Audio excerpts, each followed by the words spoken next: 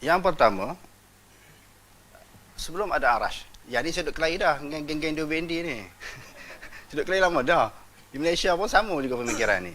Sebelum ada arash, Allah Ta'ala duduk di mana? Duduk ni maksud tuan-tuan, duduk, yang tu pun kawan pening juga. Duduk bukan macam duduk macam kita. Kita kata duduk di mana? Ain atas kun. Kamu duduk di mana? Bukan ni duduk. Maknanya berada di mana? Berada di mana? Jadi Allah Ta'ala berada di mana sebelum adanya arash? Kita kata ada di atas pada arash. Saya dah terang dah hari tu. Sebelum ada arash, memang duduk atas pada arash lah. Macam ini arash. Ini arash. Allah Ta'ala atas pada arash. Jadi orang sunnah sendiri pun kena faham. Bukan kata Allah Ta'ala Ar-Rahmanu ala arsyistawa, Allah Ta'ala duduk berdempit tadi.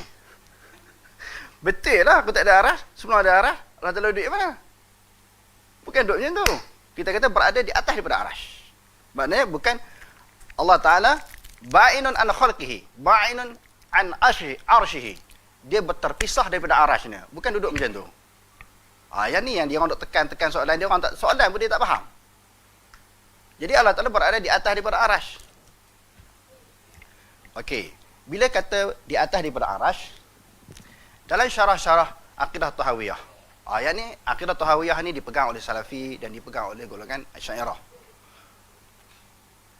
Dalam syarah-syarah akidah Tahawiyah ini, atas daripada arash itu orang panggil apa? Adakah dia merupakan tempat? Atas daripada makhluk ni tuan-tuan, yang paling tingginya yang disebut dalam Quran hadis adalah arash lah. Atas daripada arash tu orang panggil apa tu? Kita nak terjemah macam apa? Okey. Tuan pengurusi kita, ada tempat ke tak ada tempat? Tuan-tuan semua, ada tempat ke tak ada tempat? Baitul Salam sediakan tempat untuk dia orang ni. Sediakan. Tuan-tuan tunjuk tempat itu kepada saya. Mana tempat? Jangan tunjuk kursi, saya tak nak kursi. Tuan-tuan yang duduk atas lantai, tunjuk lantai. Saya nak tunjuk tempat. Ustaz, kami duduk atas ni. Tempat tu, ni tempat ni. Tunjuk bukti di mana tempat. Ustaz, kita cengar. Bukan tuan-tuan tak boleh jawab. Asy'ariyah pun tak boleh jawab. Sama ada Asy'ariyah tu dipanggil baba ke, tuan guru ke, kiai ke, ulama ke, taubat lahum sampai kiamat tadi. Saya sebut nama ni, tak sebut nama individu lah. Ulama-ulama ni panggil baba. Sebab ambil BA 2 kali. Dia panggil apa? Kiai. Tuan guru ke, tok guru ke kan. Saya ni bukan tok guru, saya ni tok haru. Tak boleh jawab. Atas daripada arah tu apa? Adakah dia dipanggilkan tempat? Ini perbahasan falsafah. Sebab tu jangan masuk akidah, ilmu falsafah masuk di dalam perbincangan akidah. Tu yang saya kata pening. Atas daripada arah tu orang panggil apa? Ulama tak hurai apa-apa. Bila mereka sendiri yang menterjemahkan atas daripada arah tempat itu makhluk. Makhluk tu Allah Ta'ala buat. Maknanya Allah Ta'ala berhajat kepada makhluk. Dia orang reka soalan, dia orang pegang dengan soalan yang reka itu. Pegang dengan apa yang mereka reka. Macam orang buat orang-orang. Semua tahu orang-orang kan. Orang bila pergi dulu-dulu, macam kami duduk di kampung dulu, ada sawah padi kan. Banyaklah binatang-binatang yang merosakkan tanaman padi tu. Tikusnya, burungnya. Lalu orang buat orang-orang. Buat patung orang ni tak songkok. Pakai baju Melayu. Kain melekat. Dia buat. Malam-malam dia balik pada masjid, dia lalu ke bendang. Dia tengok-tengok dia lari. Dia sendiri buat. Mereka mencipta soalan itu, mereka paksa orang supaya pegang macam tu. Soalan tu dia orang reka. Atas berdarah tempat dia kata. Dia terjemah tempat. Sedangkan ulama salaf tak terjemahkan tempat. Sebab itu dalam ilmu falsafah disebut makanul adami. Tempat yang tak ada. Ataupun dipanggil amrun adami. Suatu benda yang tak ada. Ataupun al-makan dunal makan. Tempat bukan tempat. 3 soalannya. Makanul adami, amrun adami, dan juga al-makan dunal makan. Yang ketiganya sebenarnya tempat ni dipanggil amrun i'tibari.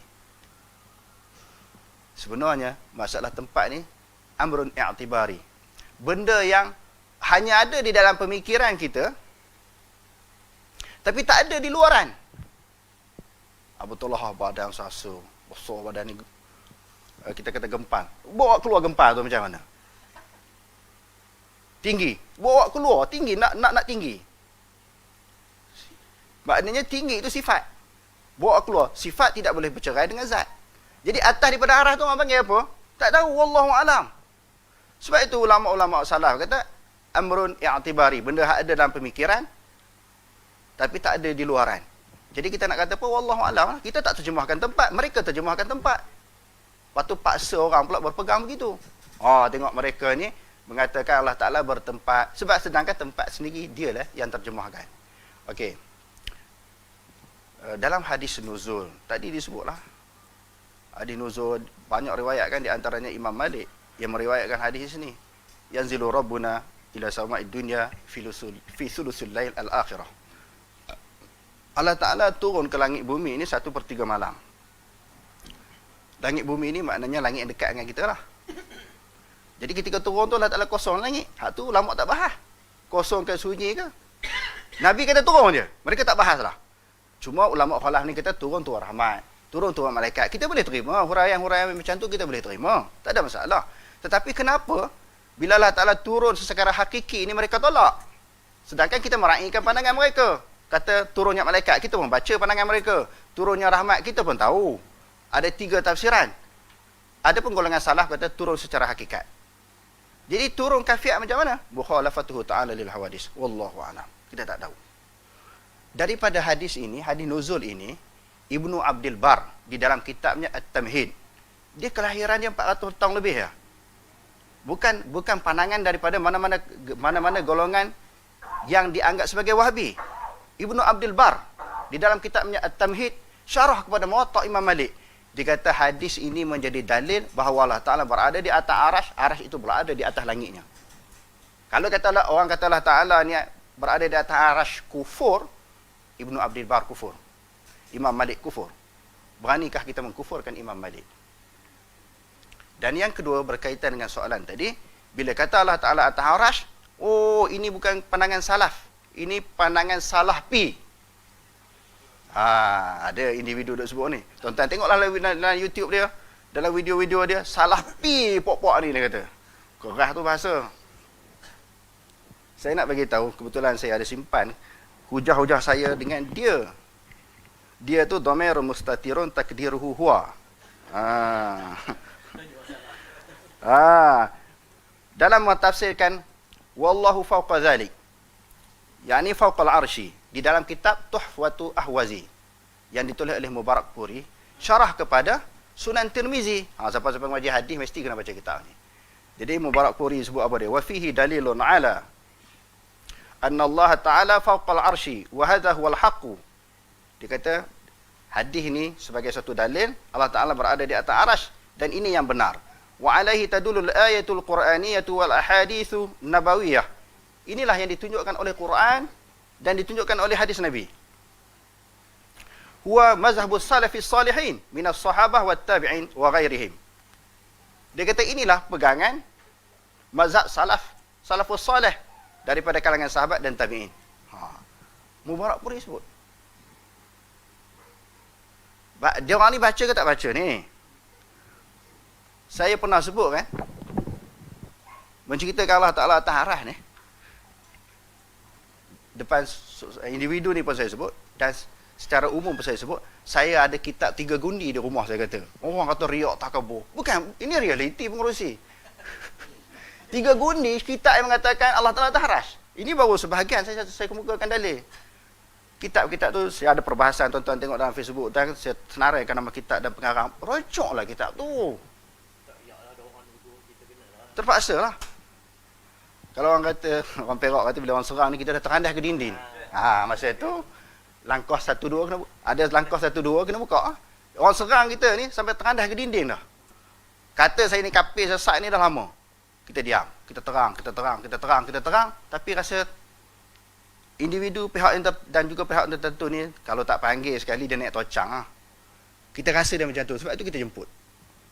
Kita muzakarah. Jadi nak cerita ini pandangan salafus salih daripada kalangan sahabat dan juga tabi'in.